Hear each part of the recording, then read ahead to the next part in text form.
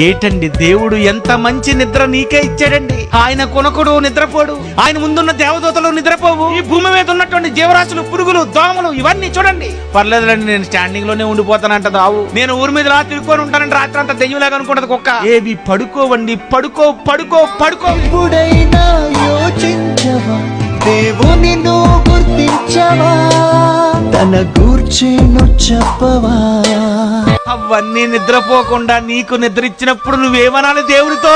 ఎంత నిద్రిచ్చావయ్యా, రాత్రి గంటలు గంటలు గంటలు గంటలు పడుకున్నాను నాయన. ఏమి నాయన నిద్రిచ్చావు?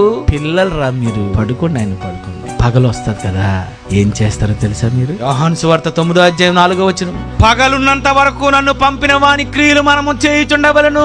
పగలున్నంత వరకు, పగలు వారి 6 గంటలు వస్తుందా, ఏం చేయాలి మీరు? డ్యూటీ కాదు వెళ్ళవలసింది, ఊరి మీద తిరగడానికి కాదు, బడికి వెళ్ళిపోవడానికి కాదు, ఉద్యోగం చేయడానికి కాదు.